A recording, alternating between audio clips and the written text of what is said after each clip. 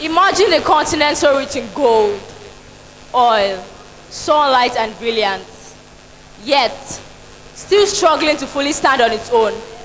That continent is Africa. Good afternoon, ladies and gentlemen, distinguished guests. Today we stand before you as young Africans who believe that sustainability is not just a theory for classrooms. It is a mission for our continent. So when you see us today, you do not see just a group. You see a collective of students, dreamers, and future leaders, united under one purpose: to speak for the trees that cannot speak, to cry for the rivers that cannot cry, and act for the generations that are yet unborn. We are Group 16, and this is our voice for Green Africa, planting for the future. Now let's imagine something else. A future where Africa doesn't just survive, it thrives. Where the air is clean, the trees stand tall, the sun powers our homes, and knowledge builds our future. Sounds like a dream, right? Maybe. But planting for the future today means we're turning that dream into action. If Africa had no problems, we wouldn't be here today. But here we are. And that means something is wrong. And it has to be fixed. Not tomorrow, but today. As a young African, a student, and someone who believes in this continent's potential, I won't just speak, but I represent millions who dream of a greener Africa. It has been said that the one who plants trees, knowing it will never sit in their shade, has truly understood the meaning of life.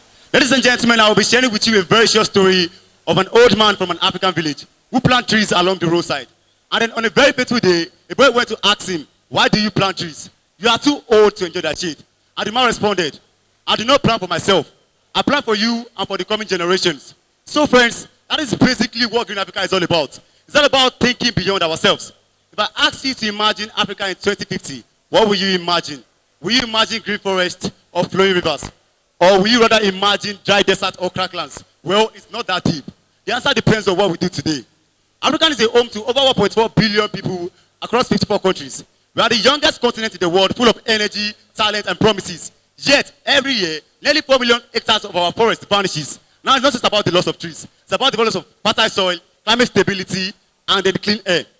There's a proverb from China that says, the best time to plant a tree was 20 years ago. The second best time is now. When we speak of Green Africa, we speak of more than color. We speak of life, renewal, and prosperity. But right now, what is happening? Africa is breaking faster than her beat is rising. She is dying a beautiful death. And the death is not even far away. It is claiming lives already. Air pollution alone was responsible for 1.1 million deaths across Africa in 2019. 700,000 of these deaths were as a result of indoor air pollution, family breathing in smoke from indoor cook stove just because they want to eat meal. 400 more died as a result of outdoor air pollution. Now the air itself is turning into poison, which is why we cannot wait. The fight for Green Africa is not just about fighting for trees, fighting for forests, like I said earlier. It's about fighting for our lungs, our health, and of course, our children's survival. Planting for the future is more than putting seeds in the ground. It is planting solar panels in villages that have lived in wisdom. It is planting ideas in young minds so they can grow with wisdom. It is planting industries that turn waste into energy. It is planting crops that survive drought, feed our people, and restore our pride. The African Union Green Grades will aim to restore 100 million hectares of degraded land by 2030 and create 10 million jobs, remove 250 million tons of carbon from our atmosphere. Yet, only a third of this dream is reality so far. Still, hope grows amongst us. In Ethiopia, over 40 billion trees have been planted since 2019, with 7.5 billion targeted for the July 2025 season alone. Kenya has declared a national tree growing day, mobilizing millions to act.